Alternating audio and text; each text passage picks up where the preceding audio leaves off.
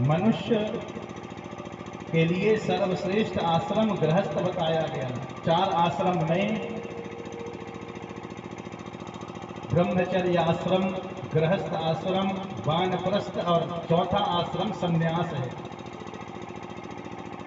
यदि क्रमशः ज्ञानी पुरुष इन चारों आश्रमों का आश्रय लेकर के निश्चित वह परम मुक्ति को प्राप्त हो जाते हैं। इसलिए हे पुत्र, तुम्हारी अब युवा अवस्था को तुम प्राप्त होने जा रहे हो।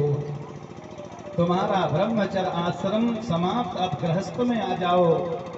इसके बाद तुम वानप्रस्थ फिर संन्यास ग्रहण करके परम मोक्ष को प्राप्त करोगे।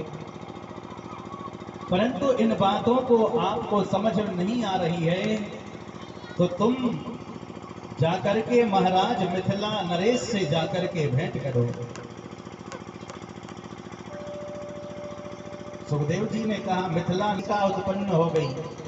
विदेह का अर्थ है जो देह से परे हो, अर्थात जिसकी देह है वह विदेह नहीं हो सकता, और जो विदेह है तो उसकी देह से कोई संबंध नहीं होगा।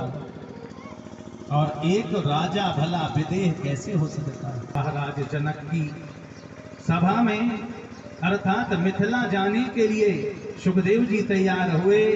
अंत में सुखदेव जी जिस समय मिथिला नरेश के नगर में प्रवेश करते हैं, ये परम ज्ञान मार्गी थे और संसार के बंधन से में पड़ना नहीं चाहते थे। महाराज जनक के राज्य में इनका स्वागत किया गया। देखो, भूख तो सबको लगती है, चाहे कोई अज्ञानी हो चाहे ज्ञानी हो।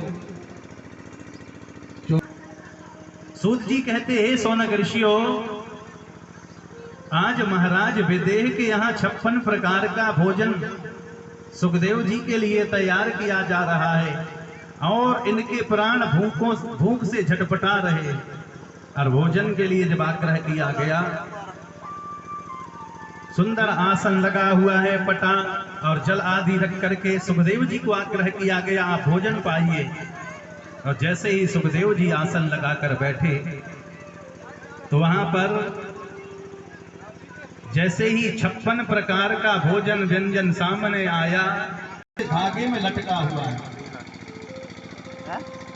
सुखदेव जी की जैसी दृष्टि पड़ी तो शरीर भय से कांप गया कि अहो, मैं ऐसी जगह भोजन करने बैठा हूं, यदि एक क्षण में ये धागा कहीं टूटा तो यह पत्थर मेरे ऊपर आ गिरेगा और निश्चित मेरा अंत हो जाएगा।